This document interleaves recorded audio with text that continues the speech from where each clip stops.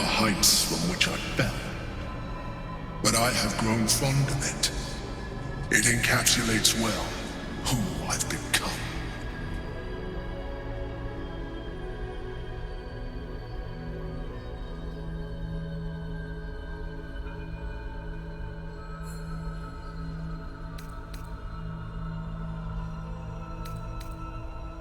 Indeed, his hubris knows no bounds. To enslave me, that was his nature. But to enslave an elder brain, a questionable decision. I shall look forward to sharing his downfall with you.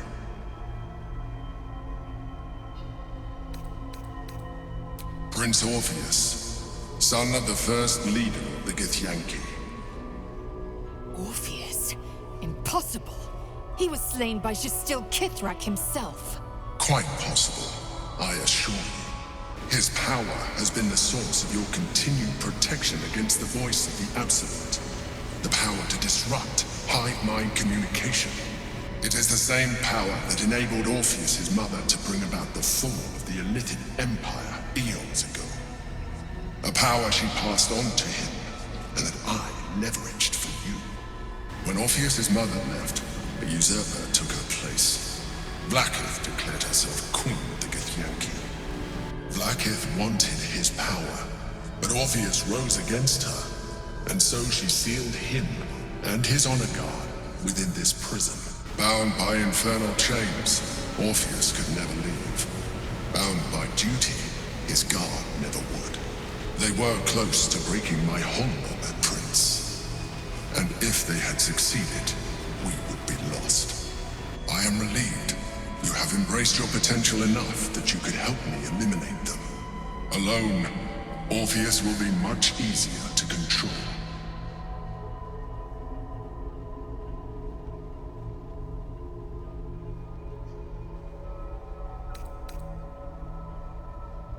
A very good question. One that I have been unable to answer. That Orpheus lives at all is ruinous to Vlaakith. She has done everything in her power to keep his existence a secret. That Gortash and the Chosen found out about it. This is impossible to explain. But it was important enough to them that Gortash sent me to retrieve it. The moment I found it, I felt a change. My free will returning. I followed the feeling inside and found Orpheus. I realized what the prison was for. Containment. While my body was within the prison's bounds, my mind was free. I could resist the Elder Brain, the Chosen. Better yet, I could plan to overthrow them. All I needed to do was subdue Orpheus and find allies in the outer world. You.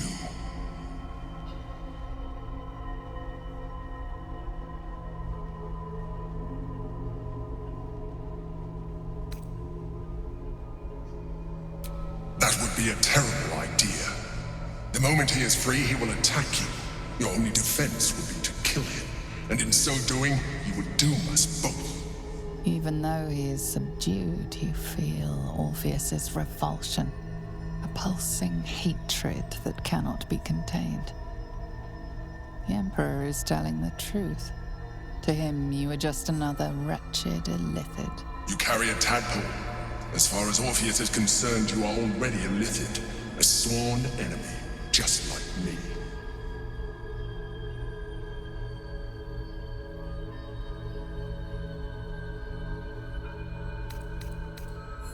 You are already more Illithid than you realize. You seek to reverse an inevitable process. A process of evolution. When I first escaped from the Elder Brain, I too railed against the change.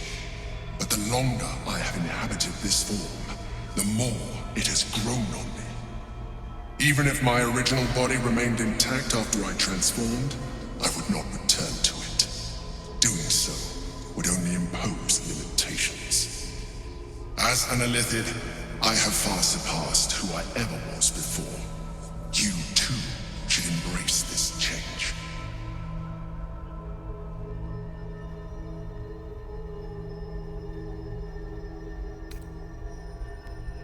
I believe we'll have a better chance of defeating the Elden Rain if you embrace your latent illithid potential.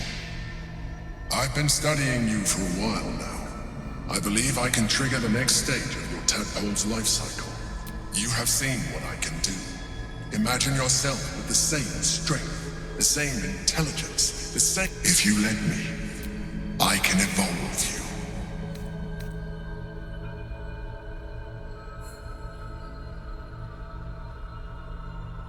The answer is twofold. One, I can, but it would kill you, as I told you before. Two, why would I? You have done well with the limited form you have, but you would do far better as an illithid. So, do you wish to evolve or not? You will be able to do things you never thought were possible. There will be physical alterations, of course, but only partial. You will retain most of your current form, and you will soon see that the benefits outweigh any perceived loss. Even as you say the words, you feel a lurch of disappointment. Your mind bristles with illithid potential. How could you be so cruel as to deny yourself what you want most in the world? I felt that. It's your nature. You cannot fight it. So embrace it.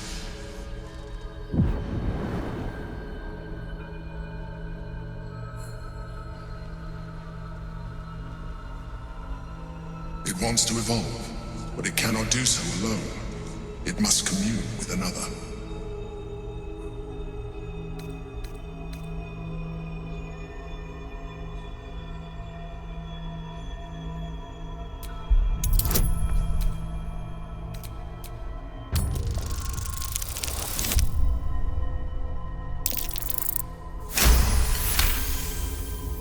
The tadpole screams for growth with painful intensity. It has been starved of life, of purpose.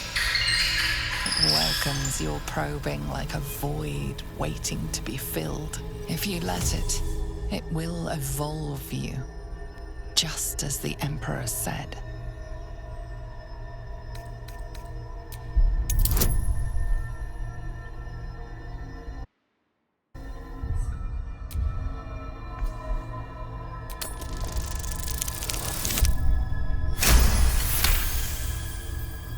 A wave of disappointment, stronger than any you've ever felt. And then, stillness. You've resisted your illithid instincts. For now. You are not ready yet. Keep hold of it then, until you are. It has enough vitality to further your evolution, and your allies. Perhaps you will be more inclined to try it when you see more of what our enemy can do. But we mustn't lose focus. We need to resume our journey. You heard the Chosen. The brain has gone to the city, and the army marches to follow. We must not let them reach it. We must find the brain, and bring it under our control.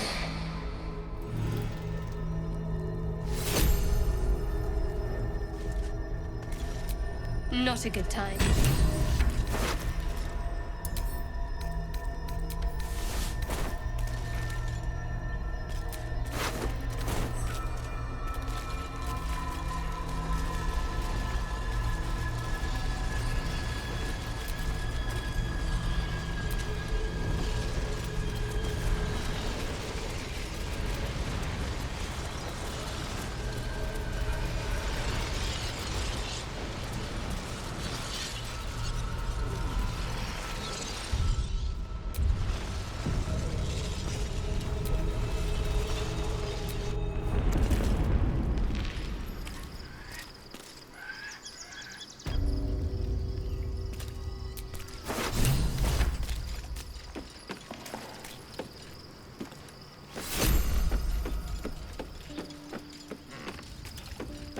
It's been a long day. I need to rest soon. Orpheus, Gith's only son. He lives. The tainted blood of the mother. The traitor prince. The Laxarai.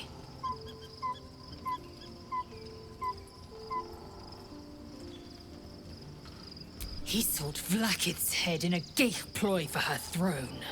Listen close. The Emperor spoke only in half-truths. For you to know the tale of Orpheus, you must know the tale of Gith and of Vlakith. Long ago, when we rose up against our Geich slavers, Mother Gith made for the Hells to secure an alliance with the archdevil Tiamat. Tiamat gifted the Githyanki our red dragons. Gith remained in the Hells, and Tiamat's envoy proclaimed Vlakith our ruler. The first Vlakith of many. It is Vlakith 157 whom my people now call Queen. Orpheus is Gith's renegade spawn. A Geich thrall who would return us to our slavers. He convinced his own mother's honor guard to join a coup against Vlakith I. He would have fed our empire to the Illithids had he succeeded. It was Kithrak Voss himself who slayed the prince in vicious battle. Or so the Varshas teach us. Yet the traitor's with us, controlled by that repugnant Illithid. Should Orpheus go free, he would hand Vlakith's dominion to his Geich masters. The astral plane would be first to fall. The others would soon follow.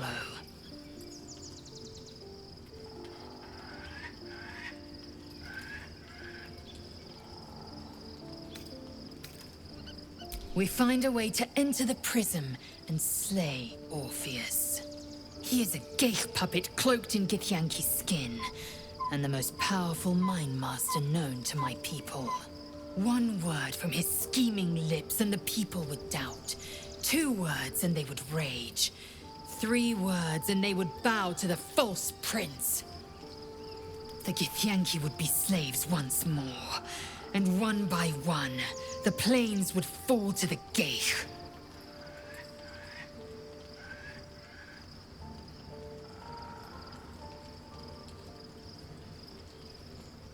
What about him?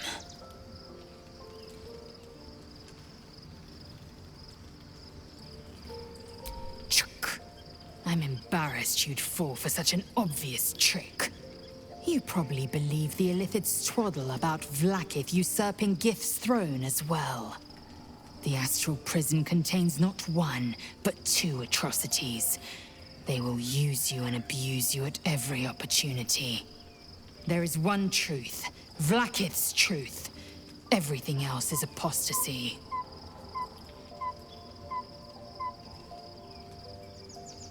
As loathsome as it is, the Emperor slipped one fact into its slurry of lies.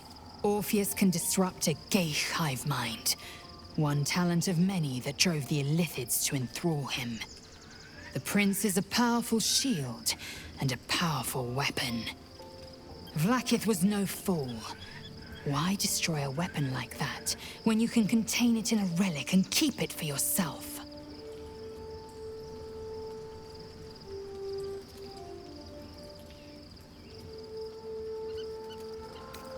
My queen would demand I slay her greatest enemy. I could not be more certain. Vlakith has a plan, and she knows what part I must play.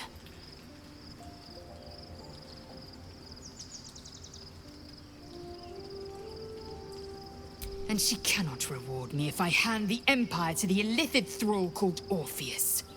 Protocol 301. Neither death nor undeath may be a hindrance to Vlakith's blessing. Vlakith will know my unfaltering faith. Neither death nor the Absolute will keep me from accomplishing my duty. Fine with me.